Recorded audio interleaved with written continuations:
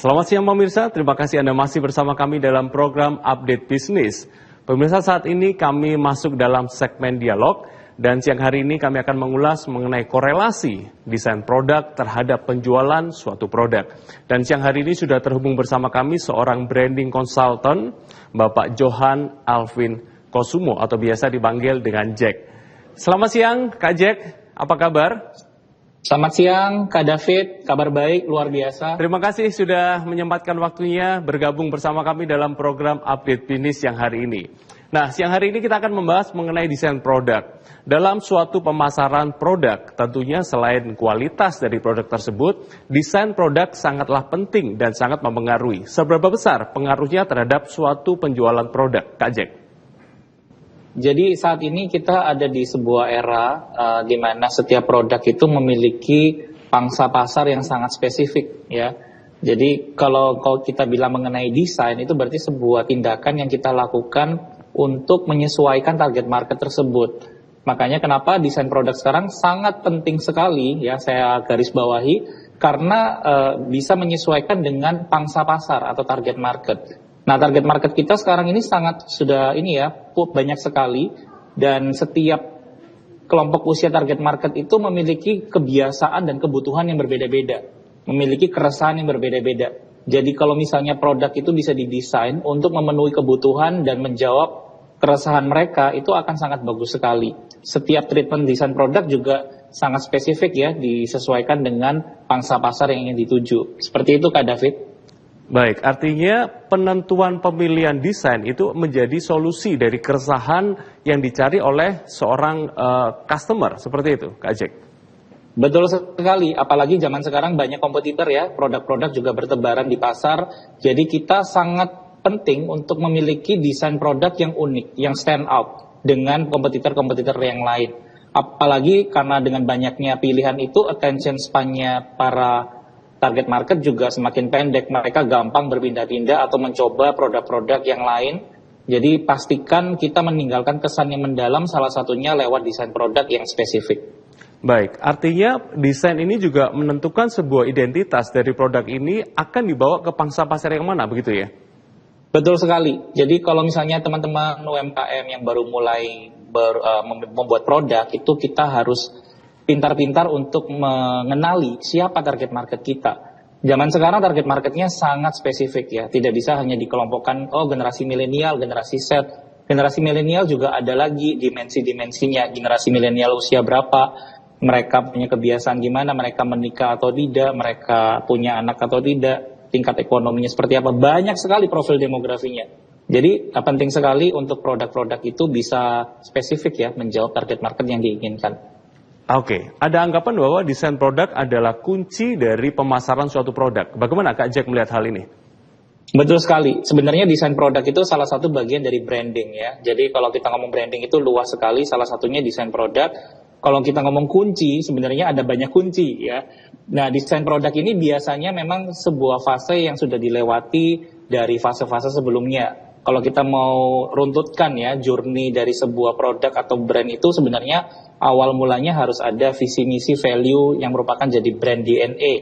Nah, dari sana termasuk, ya, riset mengenali target market, kita melakukan SWOT analysis, baru nanti keluar brand identity dan kemudian desain produknya tersebut, gitu.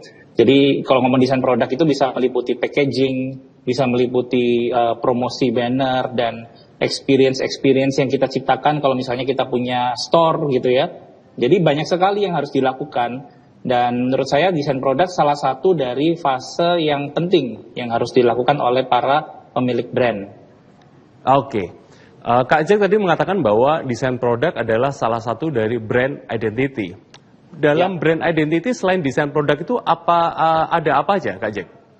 Yang paling pertama adalah nama, ya. Karena sekarang ini kita kalau memiliki sebuah produk atau brand itu harus bisa dimanusiakan. Ada namanya human to human approach, ya. Okay. Dan setiap brand itu seperti layaknya memiliki personality seperti manusia. Nah, kita pun kalau misalnya manusia berkenalan, pasti yang pertama kali kita sebutkan adalah nama kita, ya. Makanya saat ini sangat penting sekali kita menamai sebuah produk itu dengan nama yang tepat, ya, yang gampang juga diingat, dan istilahnya orang itu bisa lebih memudah ya untuk merecall memorinya. Apalagi orang sekarang kan terekspos dengan berbagai macam pesan informasi ya.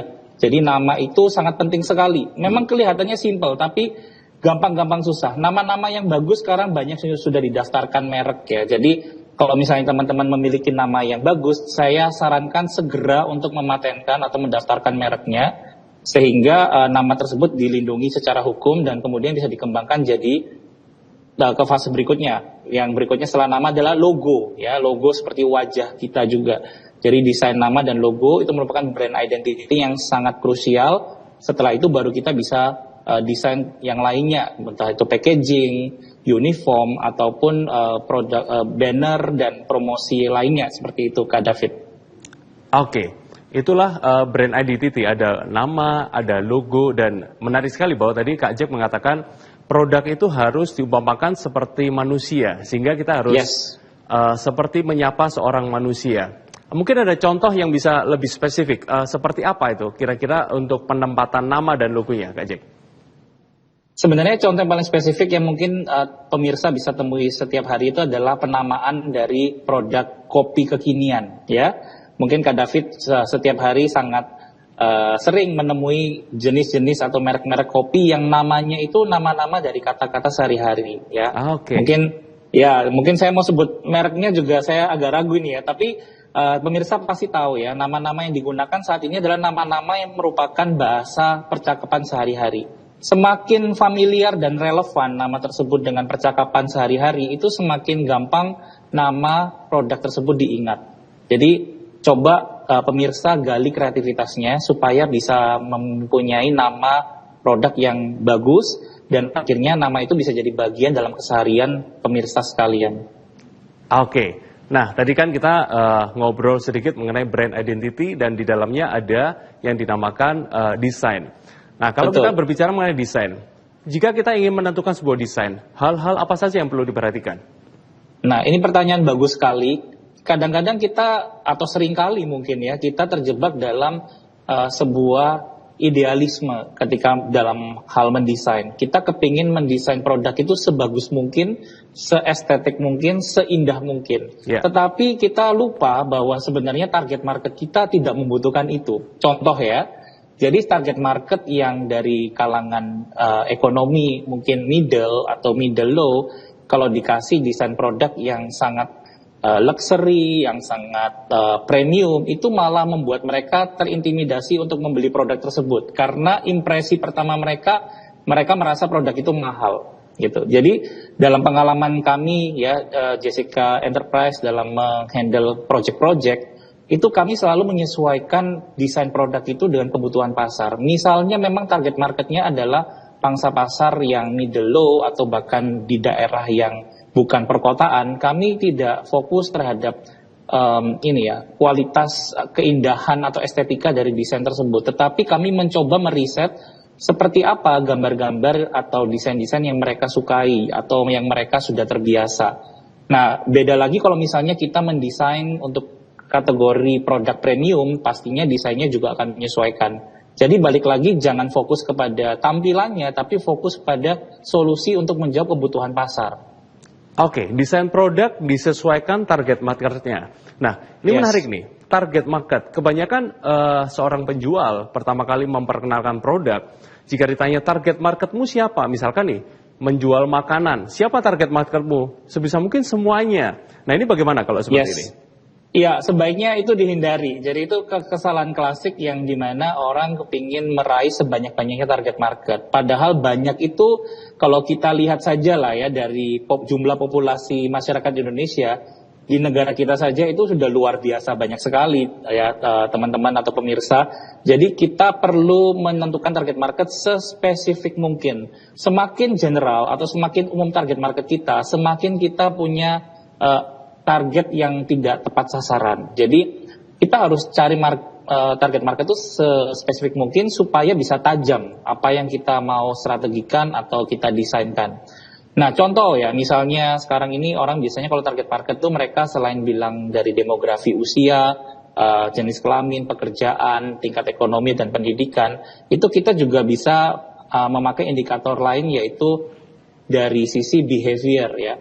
Jadi contoh misalnya usia 25 sampai 35 yang masih termasuk generasi milenial. Itu kita harus spesifikkan lagi. Rentang usia paling banyak kalau bisa 10 tahun ya saran saya. Dan itu kita spesifikkan lagi dengan cara meriset, membuat sebuah survei atau observasi di mana kita bisa tahu usia 25 sampai 35 itu memiliki behavior seperti apa. Contoh misalnya kalau milenial yang usia 30 ke atas mereka udah membangun keluarga, udah punya anak, pastinya beda dengan milenial yang usia antara 25 sampai 30 seperti itu ya. Jadi coba klasifikasikan sedetail mungkin dan jangan khawatir bahwa jumlah market kita masih tetap banyak walaupun kita sudah mengklasifikasikan seperti itu ya. Jadi itu pesan saya harus sespesifik mungkin Kak David. Oke. Nah, jika produknya sebuah makanan nih, misalkan kita bilang makanan khas Surabaya, rujak cingur. Ya. Nah, itu bagaimana menentukan target marketnya? Ya, target market untuk rujak cingur atau makanan-makanan yang sifatnya tradisional itu biasanya memang untuk usia-usia yang di atas milenial ya, di mana mereka secara literasi atau pengalaman mereka sudah pernah mencicipi market tersebut. Jadi pastinya ketika mendesain produk itu menyesuaikan dengan selera dari target marketnya. Kalau misalnya kita mendesain rujak cingur dengan cara generasi Z atau generasi alpha yang kekinian, saya rasa tidak tepat. Ya, kecuali memang kita melakukan sebuah inovasi dalam produk tersebut menggunakan ingredients atau elemen-elemen yang ada target market yang baru ya. Jadi menurut saya tipe produk yang sudah memang klasik atau tradisional tidak usah dipaksakan untuk shifting ke generasi yang lebih kekinian. Tetapi perlahan-lahan kita bisa edukasi secara strategi dengan menggunakan target market yang sudah ada seperti itu. Karena sebenarnya desain produk maupun branding itu kita harus melakukan itu terus-menerus untuk membuat orang itu selalu ingat sama kita. Seperti itu Kak David. Oke, artinya tidak usah terlalu memaksakan untuk perpindahan dari generasi Y ke generasi Z, tetap aja di tempatnya seperti itu ya. Betul, karena setiap generasi ini kan mereka berinteraksi juga ya. Jadi kalau misalnya mereka suka dengan produk-produk yang kita tawarkan, mereka bisa jadi influencer untuk generasi yang di bawahnya. Contoh misalnya kita menyasar generasi baby boomers atau generasi milenial, mereka akan ajak kok anak mereka kalau mereka merasa produk ini bagus dan bisa dikonsumsi bersama. Seperti itu. Oke. Jadi artinya pemilihan desain sangat ditentukan oleh target market. Jika target market sudah ketemu, desain maka bisa diatur ya sesuai dengan target market. Betul, jadi urutannya adalah target market dulu, kita profiling dulu, kebiasaan mereka, ya interest mereka, kesukaan mereka seperti apa, selera mereka seperti apa, baru kita mendesain produknya. Jangan terbalik ya, kita mendesain dulu baru cari target marketnya, itu nanti kita kerja 2 kali, Pak David. Oke. Jika sudah ketemu nih, target marketnya sudah ketemu, akhirnya kita sudah mulai masuk ke desain. Nah, desain apa aja yang perlu didesain? Apakah hanya packagingnya, ataukah hanya logonya, atau booth jualannya, atau apa aja biasanya, Kak Jack? Baik, sekali lagi prinsipnya adalah saat ini kita harus membuat produk yang membuat orang selalu ingat sama kita atau produk tersebut ya. Jadi interaksi antara customer dengan produk itu harus dibuat sebanyak mungkin.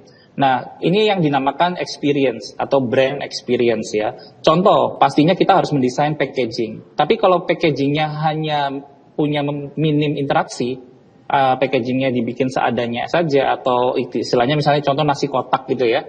Nasi kotaknya didesain lalu diberikan pada customer cuma buka kotaknya lalu mereka makan seperti itu aja selesai. Produk lain, kompetitor juga melakukan hal yang sama. Yeah. Nah, itu experience-nya kurang. Jadi kita tambah interaksi dengan menggunakan brand experience, di mana packagingnya mungkin kita kasih elemen-elemen tambahan, di mana di dalam packaging itu ada sentuhan-sentuhan kecil ya, berupa mungkin ada alat-alat makan yang spesifik, ada kata-kata yang menginspirasi atau kata-kata motivasi dalam makanan tersebut. Jadi misalnya nih kita bilang, kalau misalnya makan produk A, kita nggak cuma kenyang secara fisik, tapi kita juga kenyang secara jiwa atau perasaan. Karena selain ada lauk pauk yang secara fisik, ada juga lauk pauk berupa inspirasi atau motivasi di dalam kotak makannya itu. Nah, ini kan ada double interaction, di mana membuat orang akan punya experience yang lebih daripada hanya sekedar makan. Tetapi mereka membaca sebuah pesan yang relevan dengan mereka. Akhirnya itu bisa jadi top of mind kalau lama-lama dikembangkan. Ketika mereka ingin makan lagi, mereka ingatnya sama produk tersebut. Seperti itu Kak David. Oke, wah ini menarik sekali nih pembicaraan mengenai desainnya. Namun kita jeda dulu, Kak Jack, jangan kemana-mana. Kita akan segera melanjutkan pembicaraan mengenai desain ini. Pemirsa jangan kemana-mana, kami masih terhubung dengan Kak Jack dan kita masih mengulas mengenai korelasi desain produk terhadap penjualan sebuah produk.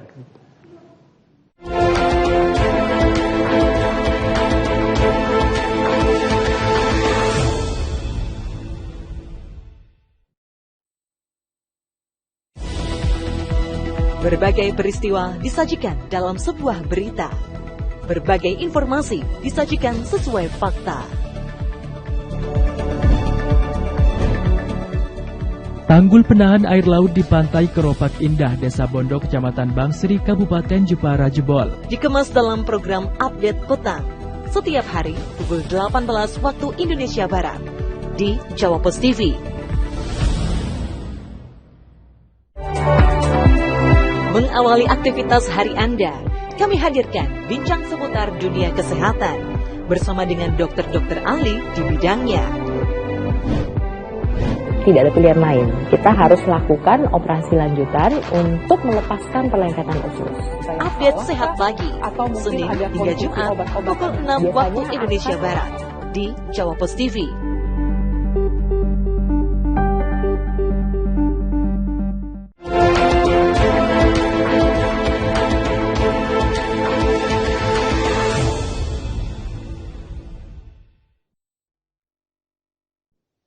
Pemirsa, Anda masih bersama kami dalam program Update Bisnis.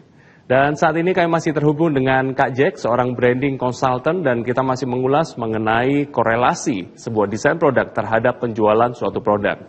Kak Jack, terakhir Kak Jack mengatakan bahwa sebuah desain itu harus menjadi desain yang out of the box atau bisa menjadi top of mind dari seorang customer. Nah, ini bisa digambarkan dari apa? Apakah tulisannya yang unik ataukah desainnya yang berbeda dengan yang lain atau seperti apa biasanya?